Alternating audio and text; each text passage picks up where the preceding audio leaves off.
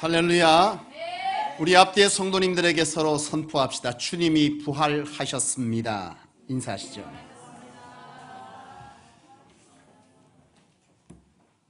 왜 벌써 마쳤습니까? 그저 앉아 있는데 얼마나 은혜가 되는지, 얼마나 수고하여서 또 이처럼 하나님께 영광 드리는 시간이 되었는지 앉아 있는데 그렇게 그냥 감격스럽더라고요.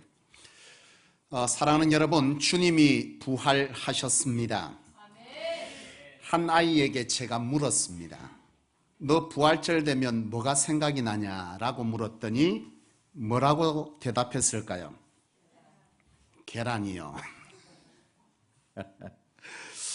여러분, 부활절이 되면은 각 교회마다 정성스럽게 계란을 준비해서 이웃들에게 나누기도 하고 또 성도들 간에 나누어도 먹어요.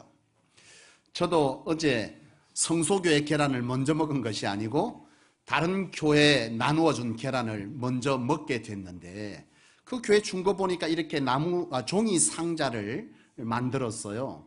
자체 제작을 한 것 같더라고요. 그리고 그 속에 계란이 2개, 구운 계란이 2개 딱 들어있고요. 그리고 소금까지, 아주 소포장된 소금까지 딱 들어있는데 받는 순간 진짜 정성이 들어갔다. 그걸 제가 하나 먹으면서요, 제가 생각했어요. 사람들이 이걸 받으면서 무슨 생각을 할까? 무슨 생각할 것 같아요? 복잡하게 생각해. 맛있네. 그거 외에 뭘 생각하겠어요? 여러분은 다르기를 원합니다. 나는 여러분들이 이 부활주일에 진정 여러분들이 생각할 수 있는 것이 그저 계란 나누어 먹고 맛있네로 끝나는 것이 아니라 진정 여러분 안에 하나님과의 깨어진 화평의 관계가 회복되어지고 하나님과의 관계가 회복되어짐으로 통해서 여러분들과 함께하는 이 땅에 진정 화평이, 화목이 선포될 수 있는 날이 오늘 이 부활주일이 되기를 주의 이름으로 축복합니다. 성도들과 상담을 하면서요, 저는 종종 깨닫습니다. 많은 사람들이 가족, 친척, 동료, 이웃들과 함께 참 많은 갈등을 가지고 살아가고 있구나, 그 생각을 해요. 여러분 어떻습니까? 참 이웃들, 그리고 직장 동료들, 성도들 간에, 심지어 가장 사랑해야 될 부부와 부모 자식 간에, 형제 간에도 여러분 많은 단절이 일어나 있어요. 여러분, 원하기는 이 부활주일에 여러분들의 인생 가운데 이 부활의 사건이 여러분들의 그 삶에 단절되어져 있는 이 관계를 회복하는 은혜가 이 예배하는 여러분 가운데 임하여지기를 주님의 이름으로 축복합니다. 여러분, 왜 단절이 오냐? 여러분, 이 문제는요, 이미 창세기의 성경 속에 그 사건에 대한 이유를 설명하고 있어요. 여러분, 아담이 하나님과 에덴 동산에서 참 화평했습니다. 하나님과 대화하고 하나님과 함께 기뻐하고 웃고 즐거워했어요. 근데 이 아담이 무엇을 통해서 하나님과의 관계가 깨졌냐? 바로 선악과라고 하는 이 문제로 하나님과의 관계가 깨졌어요. 근데 이 선악과의 문제는 어떤 문제였다 그랬어요? 하나님과의 관계를 거절하는 거예요. 나는 이제 더 이상 하나님과 관계된 삶을 살지 않겠다. 하나님과 같이 되겠다는 창세기 4장 3절 말씀, 그 말씀으로 인해서 이 선악과를 먹었어요. 그 말은 이제 더 이상 내가 하나님과 뭐하지 않겠다. 하나님과 함께하지 않겠다. 나는 내 마음대로 내가 원하는 대로 살겠다라고 하는 하나님과의 관계의 단절을 의미하는 거예요. 이것이 결국 아담이 뭐한 거예요? 하나님과의 관계가 깨지는 이유가 된 거예요. 하나님과 행복하게, 하나님과 즐겁게, 하나님과 기뻐하면서 살던 이 아담이 바로 하나님과의 관계를 거절함으로 통해서 결국 하나님과의 관계가 깨졌어요. 이것을 뭐라고 그러죠? 죄라 그럽니다. 이런 죄로 인해서 아담은요, 관계가 깨졌어요. 아담은요, 선악과를 먹고 함께 하와와 함께 숨었어요. 하나님께서 에덴 동산에서 아담을 부릅니다. 아담아 어디 있냐? 아담아 어디 있냐? 아담은요 숨었습니다. 그리고는 대뜸 나와서 뭐라고 합니까? 하나님 묻지도 않았어. 너 왜 선악과 먹었냐 묻지도 않는데 도둑이 뭐 한 거예요? 제발저렸어요. 하나님께 나아가서 뭐라냐? 하나님께서 함께 하라고 주신 여자가 내게 권하여서 내가 먹었다. 그렇게 말합니다. 자 보세요 여러분. 하와가 권했어요 안 권했어요? 권했어요. 먹는 건 누가 먹었어요? 지가 먹어놓고 누구한테 핑계대요? 하와에게 핑계댑니다. 애예요? 자기가 선택했어요. 자기 결정에 의해서 된 일이야 이 말이에요. 근데 아담은요 그 결정에 대해서 전적으로 누구에게 책임을 전가하고 있어요? 하와에게 책임을 전. 당신이 함께하라고 주신 그 여자 때문에 내가 이렇게 됐다고 핑계합니다. 여러분 여기엔 중요한 사실이 숨겨져 있어요. 여러분 지금 이와 같이 사람과 사람과의 관계의 단절은 어디서부터 비롯된 거예요? 하나님과의 관계에서 비롯된 겁니다. 하나님과의 관계가 깨어지니 누구와의 관계가 깨어지더라? 사람과의 관계가 깨어지는 거예요. 이건 굉장히 중요한 사실이에요. 여러분 우리가 왜 화목하지 못하냐? 여러분 이 화목하지 못하는 것은 우리가 사실은 전적으로 누구의 탓을 합니다. 당신 때문에 우리의 화목이 깨졌다. 우리의 화평이 깨졌다. 당신이 적어도 이런 건 해줬어야지. 이건 당신 몫이잖아. 이건 해주는 것이 맞잖아. 라고 생각하는 이러한 책임 전가가 바로 화목에 깨지는 이유입니다. 근데 여러분 이 화목에 깨지는 이유가 궁극적 이유는 뭐냐 하면 하나님과의 관계가 회복되어지면 이건 문제가 아니에요. 사실은. 그의 부족이, 그의 모자람이, 그가 채워지지 못함이 문제 같지만 사실은요 하나님과의 관계가 우리 속에 든든하여지면 이건 별로 문제될 게 아니에요. 여러분 생각해 보세요. 여러분 에덴 동산에서 아담과 하와가 살면서 늘 잘 맞았을 것 같아요? 아니에요. 아담과 하와가 늘 화평했을 것 같냐? 예? 그 전에 이 에덴 동산에서 아담과 하와가 화평했어요 안 했어요? 화평했습니다. 별로 문제 없었어요. 그런데 어디서부터 문제가 생기죠? 하나님과의 관계가 깨어지니까 그 다음부터 아담과 하와의 관계가 깨지는 거예요. 이건 뭘 말하느냐?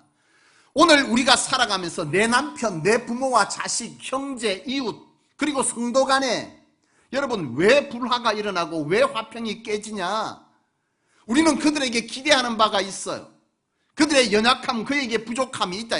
그를 통해서 우리는 뭐 하기를 원해요? 채워지기를 원해요. 그리고 그 채워지기를 원하는 것에는 반드시 책임을 묻는단 말이에요. 이건 당신 몫이잖아. 이건 당신이 해야 되는 거잖아. 왜 이걸 못해요? 라고 하는 이런 책임의 문제가 그 속에 있어요. 이 책임의 문제가 결국 책임 전가라고 하는 거예요. 여러분 이처럼 우리의 관계가 깨지는데요 나는 없어. 모든 문제의 책임은 누구에게 있는 거예요? 너에게 있는 건 너에게. 나에게는 문제가 없고 당신이 잘못했고 성도님이 잘못했고 여보가 잘못했고 어머니가 잘못했고 내 형제 누나가 잘못했고 동생 네가 잘못했다는 거예요. 근데 여러분 옛말에 이런 말 있잖아요. 손도 뭐해야? 마주쳐야 소리가 나는데 우리는 전적으로 그의 잘못이라고 말하지만 설령 첫 잘못은 그가 했을지 몰라도 그 뒤에 잘못은 대부분 나도 해요. 너가 그러했으니 나도 그러했다는 거예요. 근데 이것이 결국 뭘 만드는 거예요? 서로 책임의 문제, 결국 갈등의 문제가 되고 그것이 뭐가 되는 거예요? 그것이 결국 불화가 되는 거예요. 그것이 단절이 되는 겁니다. 여러분, 난 오늘 여러분들이 진정 이 책임의 문제는 어떠한 자잘못의 문제가 아니라 이런 불화나 갈등과 단절은 어디서부터 비롯되었는지를 여러분 아시기를 원해요. 어디서부터요? 하나님과의 관계의 단절입니다. 이 말이 뭐냐 하면 내가 하나님과 잘 지내요. 내가 하나님과의 관계가 좋아요. 내가 하나님의 온전한 통치, 다스림, 말씀 충만, 은혜 충만, 성령 충만 되어지면요 그의 잘못이, 그의 부족이 뭐가 되는 거예요? 별 문제가 안 돼. 왜? 하나님의 사랑이 내 안에 가득하기 때문에, 크기 때문에 그의 잘못은 별게 아닌 거예요. 하나님은 사랑이시고 그 하나님이 내 안에 가득하고 그 하나님의 말씀이 내 안에 가득하면 그의 부족은 오히려 뭐가 되는 거예요? 내게. 이 성숙의 수준 이러면 안 되는데. 그의 부족은 내게 뭐라고? 본 게 뭐라 그랬어요? 뭘 봤다는 거예요? 그의 부족, 그의 연약함, 그의 모자람, 그의 불편함, 이것이 원망이 아니라 내 안에 은혜가 충만하고 내 안에 사명이 충만하면요, 그거는 내가 채워야 될 몫이에요. 몫. 하나님께서 나로 보게 하신 것은 내가 감당할 수 있으니 보는 거예요. 내가 감당할 수 없는데 그의 잘못을 보는 거는 뭐예요? 웃기는 거예요. 자기도 못하면서 누구를 탓해? 누구를 원망해? 내가 그에게 원망하고 그에게 부족을 말하는 것은 나는 할 수 있는데 너는 뭐 한다는 거예요? 못한다는 거예요. 그것에 관해서 말하는 거잖아요. 여러분, 하나님께서 우리에게 할 수 있는 능력을 주시면 할 수 없는 자를 뭐하라고 주셨다 그랬어요? 채우라고. 부부가 뭐예요? 부부가 성경에는 뭐라고 말하죠? 돕는 배필. 무슨 일심동체요? 어디서 성경을 그거다 갖다 붙여? 성경의 일심동체? 둘이 하나가 된다. 물론 그건 있지만 부부의 문제는 둘이 하나가 되는 것이 아니라 돕는 배필이 핵심 단어예요. 돕는다는 건 뭐예요? 서로 간의 부족을 채운다는 거예요. 내게 있는 게 당신에게 없고 당신이 없는 게 내게 있는 거예요. 그러니 부부가 살다 보니 불편한 거는 불편한 진실은 그 속에 있어. 하나님은 이러한 서로의 부족을 채워서 하나님의 나라를 이 땅 가운데 이루라고 부부를 이루셨다는 게 성경이 말하는 부부의 관이에요. 근데 여러분, 가정이 화평해야 어디가 화평해? 어디가 화평해요? 목사가 화평해. 아이고, 성도들 싸우고 가니까 내가 죽겠다. 목사가 화평을 이루어야 교인이 편안하지. 목사가 계상을 쓰고 있는데 어떻게 성도가 편하겠어요? 죽상을 쓰고 있는데. 여러분들의 가정이 평안을 이루기를 주의 이름으로 축복해요. 여러분들의 부부가 화평해요. 자녀가 화평해요. 부부가 싸우는 집안에는 애가 굉장히 불안해. 심적으로. 이 심적 불안은 어디로 가요? 학교로 간다니까. 학교에 가서 막 치고 싸우는 애들요, 다 부부의 문제가 있어요. 부부가 서로 포옹하고 서로 안고 있는 애는요, 갈등이 생기면 그를 안아요. 근데 부부가 싸우면요, 갈등이 생기면 가서 뭐예요? 주먹질부터 하고 욕부터 합니다. 어디서 봤어요? 당신에게서 봤지 누군지부터 할 때. 오늘 우리 안에 바로 이러한 화평이 있기를 원해요. 오늘 중요한 것은 부활의 사건이 여러분에게 어떤 의미인지를 바로 알기를 원합니다. 여러분, 마태복음 27장 51절에 보면 예수님께서 십자가에 운명하실 때에 어떤 일이 일어났는지를 설명하는데, 여러분, 성소의 휘장이 위에서부터 아래로 찢어졌다고 그랬습니다. 뭘 의미하죠? 성소에는 휘장이 있어요. 단 앞으로 인간은요, 죄된 인간은 나아갈 수 없어요. 나가면 죽는다는 의미입니다. 하나님은 거룩하고 인간은 죄되어서 하나님과 1대1의 관계를 할 수 없어요. 그래서 휘장을 쳐놓은 거예요. 그런데 예수 그리스도의 죽는 이 순간에 이 휘장이 찢어졌다는 것은 하나님과 죄된 인간이 뭐 할 수 있다는, 이제는 나아갈 수 있는 은혜가 임했다는 거예요. 화평이 이루어졌음을 선언하는 겁니다. 오늘 본문 말씀 에베소서 2장 14, 16, 18절. 여러분, 14절에는 그는 우리의 화평이신지라 둘로 하나를 만드사 곧 중간에 막힌 담을 뭐 했다 그랬어요? 허셨다 그랬어요. 그리고 16절 말씀에 보면 그 헐문 하나님과 한 몸 만드는 것이라고 그랬고, 그 담을 허는 것은 우리의 관계들이 둘이 하나로 되어 하나님께 나아갈 수 있는 화평을 이룬 사건. 다시 말하면 주께서 죽으시고 부활한 사건은 하나님과의 관계를 화목하게 한 것뿐만 아니라 우리의 관계를 뭐 했다는 거예요? 다시금 회복할 은혜를 주신 사건임을 말하고 있습니다. 여러분, 부활절이 그저 우리에게 계란 삶고 나누어주고 먹고 마신 대로 끝나는 주일이 되면 안 돼요. 이 부활의 사건은 하나님과 화평케 하신 주님의 십자가의 죽음에 관한 은혜가 우리 속에 임하는 날이 돼요. 우리의 삶에 하나님과의 관계가 여러분 얼마나 지금 좋은지 생각해 봐요. 내가 하나님의 은혜로 충만하면, 하나님의 영적 사랑으로 충만하면, 성령으로 충만하면 내가 사랑과의 관계에서 문제될 게 없어. 하나님의 사랑으로 뭐 할 수 있어요? 안을 수 있어. 안을 수 있어. 우리 옆에 부부 앉아있는 분들 딱 걸렸네. 한번 선포합시다. 주님의 이름으로 사랑합니다. 손 좀 내밀어. 조집사님 부부 제일 앞에 앉아있네. 그 얼굴 안 보고 이래 앉아. 그러면 이건 곤란하다. 이 예배 시간에 하나님 앞에서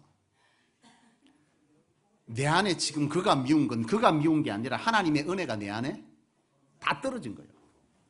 이 부활의 주일에 우리 안에 하나님의 은혜, 은총, 성령 충만 담기를 원해요. 이거 담아지면 그가 뭐 하는 거예요? 그의 부족은 뭐예요? 내게 채워줘야 될 이유인 거예요.